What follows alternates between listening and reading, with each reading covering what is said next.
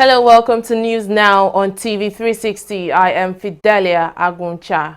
The Economic and Financial Crimes Commission (EFCC) has revealed details of cash and properties traced to former Minister of Petroleum Diezani Alison Madueke. In a strongly worded article, the anti-graft agency accused the former minister of looting the nation's treasury and acquiring properties running into millions of dollars. According to the article, 47.2 billion naira and 487.5 million naira in cash and properties in Lagos and Abuja have been traced to her. Also, gold, silver, and diamond jewelry worth several million pounds sterling were recovered from one of her residences in Abuja.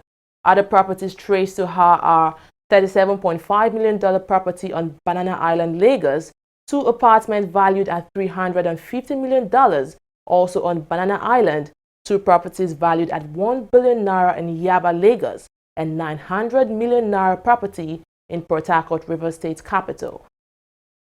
Still on Alison Madueke, a federal high court in Lagos has ordered the interim forfeiture of 7.6 billion naira linked to the former minister. The money discovered by the EFCC was reportedly stashed in Sterling Bank, one of Nigeria's commercial banks. The forfeiture order comes after a Lagos court ordered the permanent forfeiture of $37.5 million skyscraper in Banana Island, Lagos, belonging to the former minister. Alison Madueke, who has been in London since the birth of President Muhammadu Buhari's administration, has been linked to several high-profile corruption cases that has left many in shock. She served under ex-President Goodluck Jonathan's administration. The Nigerian army has killed 6 terrorists in Dikwa local government area of Borno State. The insurgents were killed during an operation to dislodge them from key areas in that region. Army spokesman Brigadier General Sani Usman said troops of 22 Brigade Dikwa in conjunction with civilian joint task force carried out the operation. The federal government recently deployed service chiefs to the front line to combat the menace of terrorism in the northeast region of the country. The Borno government says about 1 million houses and public structures have been destroyed by Boko Haram insurgents in 27 local government areas of the state. Yarima Saleh, Permanent Secretary, Ministry of Rehabilitation, Reconstruction and Resettlement, disclosed this at a news conference in Maiduguri, the state capital. He said the insurgents also destroyed properties worth over 1.9 trillion naira in the past 6 years. The insurgents also razed down 986,453 residential homes, 5,335 classrooms, 201 health facilities, 1,630 water facilities, and 726 power distribution stations and transformers. They also destroyed 800 public structures such as offices, prisons, and police posts in the state. The Nigerian Senate has cautioned those sponsoring and participating in protests against President Muhammadu Buhari's prolonged absence to stop heating up the polity. In a statement signed by its spokesperson Aliyu Abdullahi, the Senate said President Buhari complied with the provisions of the nation's constitution by handing over to the Vice President and duly informing the chambers of the legislature about his medical vacation. A group of concerned Nigerians under the auspices of our Mumu Don't Do movement has gathered at the Unity Fountain to demand the return or resignation of President Buhari. Police had fired tear gas to disperse the protesters. Defending its actions, the police said the protest had been hijacked by hoodlums and miscreants. Resume or resign is a choice between 2 options these protesters are giving President Muhammadu Buhari. The president has been away from office since May 7th on medical vacation. This week, that vacation entered its 90th day. His prolonged absence has sparked outrage among many Nigerians as officials have failed to reveal what exactly is wrong with the president. Despite a heavy downpour and heavy security, this group of Nigerians took their peaceful protest to the streets of Abuja, the country's capital, to demand the president's return or resignation. Displaying placards and banners, they say the president's absence puts the country at a standstill. They want full details on the health of the president. We want a situation where Full disclosure is what we want, and what is wrong with the president. This whole idea of bringing the president in after people, Nigerians complain, they bring him back in, they take him away, bring him back, fooling Nigerians, we want it to stop. We want to know what is wrong with the president. Is the president fit to continue, or is he not fit to continue? We want to know, all what we want is the truth and nothing but the truth. It's morally incorrect to have a president who has been absent for almost 3 months and nobody is telling us anything. Nobody is saying anything. We sympathize with the president, the family, okay? But if it were to be my father, I'll say, Father, please, just come. Let's take care of you first. Forget about the office. Let's take care of you. Now, the fact that Nigeria is stagnant, we really don't know where we're going. And a lot of this problem emanates from the fact that we don't know whether we have a president or not. And if the president is incapacitated somehow, what's wrong with him? We have a right to know. The group plan to continue a daily sit-out until their demands are met. True to their words, they returned the following day, but were met with police officials who fired tear gas to disperse them. Nigerian entertainer Charlie Boy, who was among the protesters, slammed during the incident. This is a country. See what they did to a 66-year-old man. Because we are expressing our fundamental human rights. We won't keep quiet. We will kill all of us. We'll be here tomorrow. Tomorrow we'll be here. He was later revived by other protesters who accused the Nigerian police force of unprovoked attack on them. We are here to exercise our fundamental right. Area father, Charlie Boy, told them that we're here to emphasize our fundamental right and nobody's going anywhere. There were over 100 and something of them, with dogs and everything. And we sat down, we started singing, and everything. And they started attacking us, shooting in the air, started shooting tear gas canisters at us, water cannons, and they used the dog, released the dogs on us. Somebody, fainted. He's in the hospital now. All what we are saying is simple. We will not stop. We just want the president to either resume or resign. The Nigerian government has insisted President Buhari is recovering well. To drive home its message, it has released pictures of the president holding meetings with government officials in London. But apparently that is not convincing enough for this group who want the president to resign or return. 2 people have died of Lassa fever in the Lagos State University Teaching Hospital, Luth. The patients died after spending a few days in admission in the hospital. Chief Medical Director of the hospital, Chris Bode, confirmed this, while also saying 100 workers are being monitored. This comes after health authorities in Edo State and Monday confirmed 2 cases of Lassa fever in the region. The Federal High Court sitting in Lagos State has dismissed a suit filed by the Nigerian government against 7 commercial banks. The government had accused the banks of not remitting over $793 million allegedly hidden with them in violation of the Treasury single account policy. On Tuesday, the government filed a notice of discontinuance of its suit against the banks, seeking an out-of-court settlement, a move which was rejected by counsel to the bank who prayed the court to dismiss the case. The court on Wednesday struck out the suit and awarded a cost of 200,000 naira against the government and in favor of all the affected banks. With a vision of moving Africa's film industry to the next level, the Africa International Film Festival, AFRIF, in collaboration with the Ford Foundation, has kicked off the 7th edition of the AfriFord Scholarship Scheme. The scheme features intensive training on various aspects of filmmaking with emphasis on documentary filmmaking. Over 200 people will benefit from the training. This year, 20 of the best beneficiaries will proceed to a 6-week intense training in Paris School of Creative Arts. Scholarship program is a much larger scale. It starts from training 200 students within the festival before we select the best 20 to go abroad. We started this to be part of improvement to the ecosystem. We train in different aspects of film, so we wanted to touch every aspect.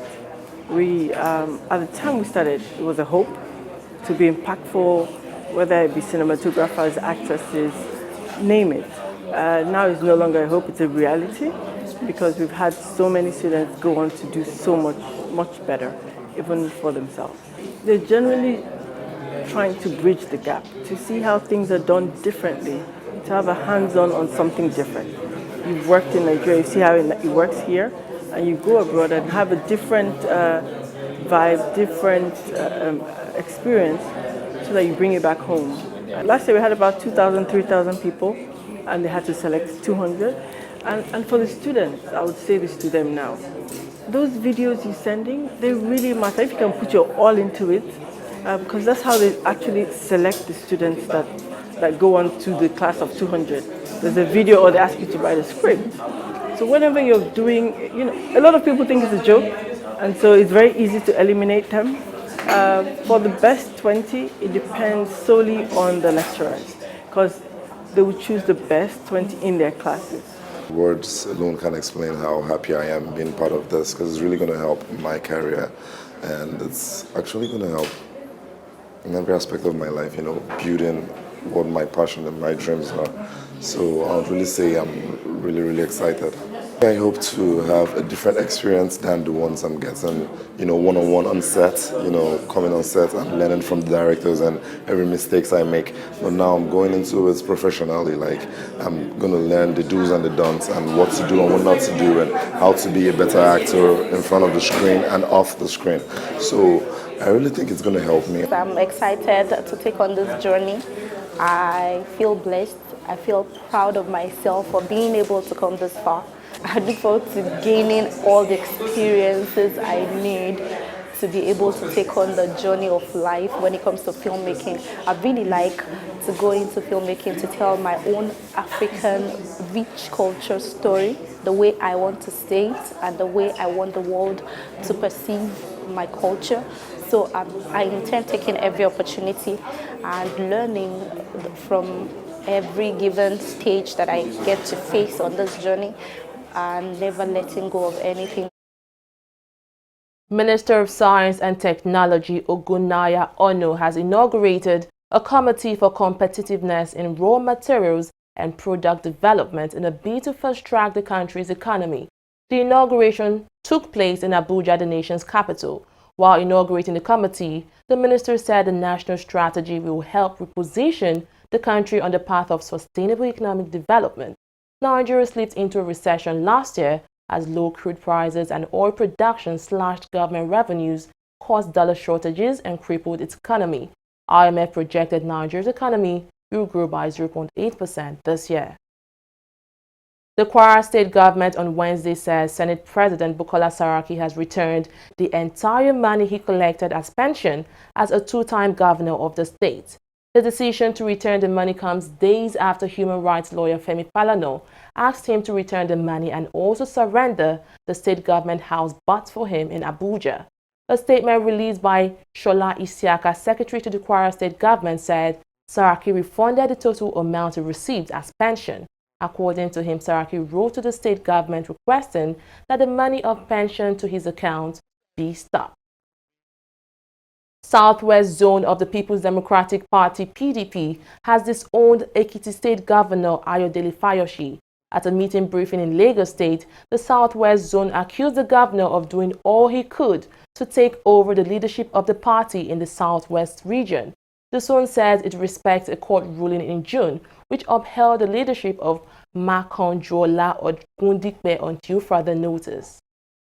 The authentic zonal leadership also notes the concern, the attempt by some persons to continue to fan the embers of discord within our party in the Southwest. We unequivocally condemn the hostile, authoritarian, and destabilizing activities of Ekiti State Governor Fayoshi. I'm sure he's the only traveler in this diabolical motor, and which will soon crash into accommodation bridge in Ekiti State. We demand that he should be called to order before he sounds the death knell on the party in the Southwest. The authentic zonal leadership and stakeholders hereby declares Fayoshi a persona non grata and disassociates the zone from his activities. Henceforth, no activist that is happening or going to happen in the zone will be included in his archive. We are putting him aside until further notice. The zone called on the national leadership of the PDP to call Governor Fayose into order as his activities is capable of disintegrating the party further. The Southwest Zone says it has set up a committee in different states in order to woo back former members. The group said most of them left on account of Fayose's nuisance and reckless behavior. We are law-abiding citizens and party members. Since we have gone to court and the highest judicial court in this country has said what they have said, we have no alternative than to abide. It is only those who are lawless, people like Fayose, who does not understand what his policy is all about, who just came from nowhere and became governor of Ekiti State, who doesn't know the rudiment, can talk about amnesty, the relationship, suspension, and all the rest of it you have. We don't have anything like that. Our job at this end is to mobilize people into the PDP because we have a duty in our hands to win the election for the people of Nigeria. We have a duty in our hands to win the election for the people of Southwest. And for this reason, we have said it severally that enough of this bickering, let us work together. The court has said it all that Ogundipe is the chairman Southwest until further notice. And nobody, if in any case, if Fayose is so concerned about court judgments, why does he make it selective? You take one, you leave one. That shows you the kind of person he is mentally. Governor of Delta State Ifeanyi Okowa says the People's Democratic Party will take over power in 2019. Okowa is the chairman of the 2017 PDP Special Non-Elective National Convention. He said the party has realized areas they didn't meet up with the expectations of Nigerians and vowed to make corrections and provide Nigerians with good governance. The PDP was Nigeria's ruling party for 16 years until its shocking defeat at the 2015 elections.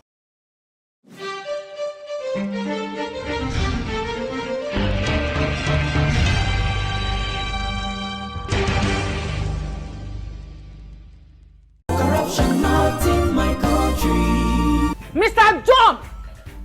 Mr. John! What is it now?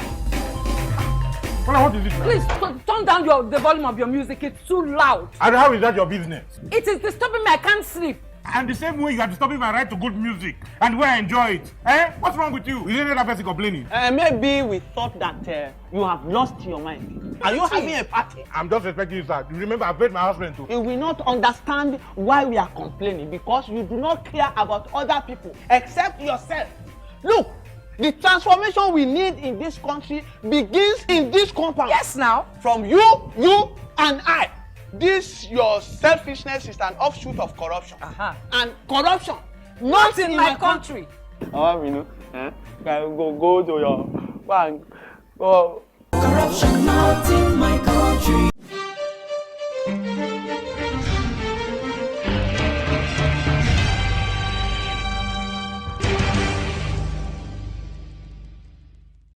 Welcome back.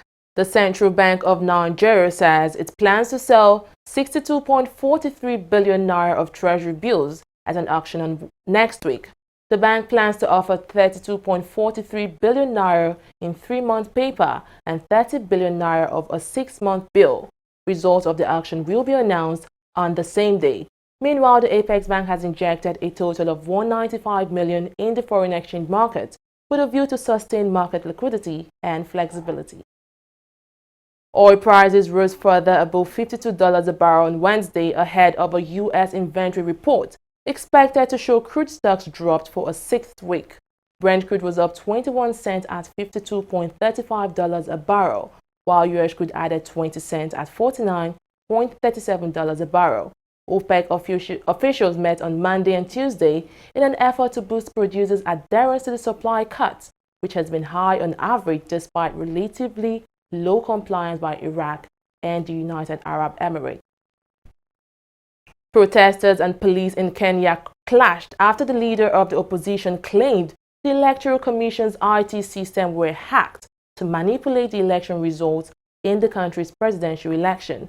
With ballots from 96% of polling stations counted, results released by Kenya's Electoral Commission shows Kenyatta leading with 54.4% of the vote against Odinga's 44.8%, a difference of 1.4 million votes. Uhuru Kenyatta is seeking a final 5-year term in office as he pledged to accept the result of the election. Tunisia armed forces killed 2 Islamist militants, including a senior commander, in a mountain raid near the western border with Algeria. Authorities say the terrorists were killed during an ambush. Tunisia has been on a high alert since 2015, when Islamic State gunmen killed dozens of foreign tourists in 2 attacks at a museum in the capital, Tunis, and on a beach in the resort city of Sousse. The ITTF Lagos Open has finally kicked off at the Teslim Balogun Stadium in Surulere. The 5th edition of the annual tournament began on Wednesday with the qualification of the men's senior, the women's senior, and the under-21 category for both sexes. Both 15 countries are participating in the event, including South Africa, Egypt, Ghana, and Russia, and also Nigeria, which accounted for majority of the participants, had a mixed day with a few players losing out injured gamers.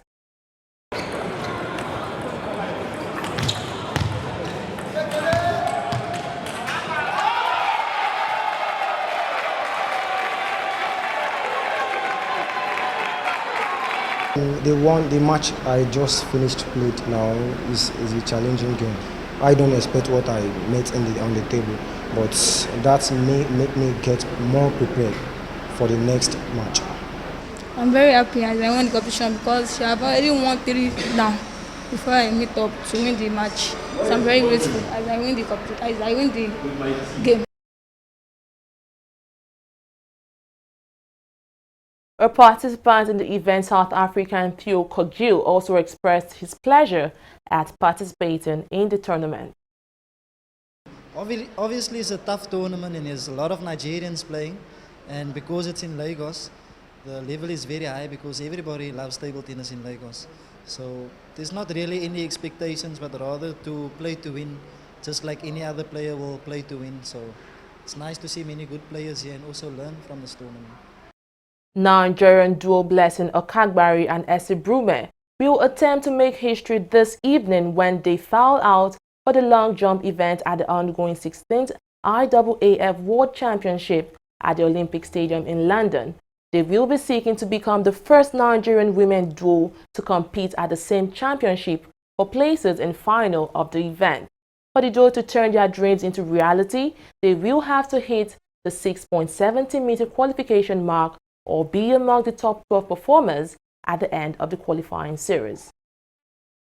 Botswana's Isaac Makwala will run an individual time trial in an attempt to qualify for the 200-meter semi-finals at the World Championship in London. Makwala missed the 200-meter heat and the 400-meter final as he was barred from competing for 48 hours while organizers tried to halt a norovirus outbreak. The IAAF says it made the decision to allow the athlete run an individual time trial after it received a written request from the Botswana Federation for Makwala to compete. Well, that's all on news now. Thanks for watching. I am Fidelia Aguncha.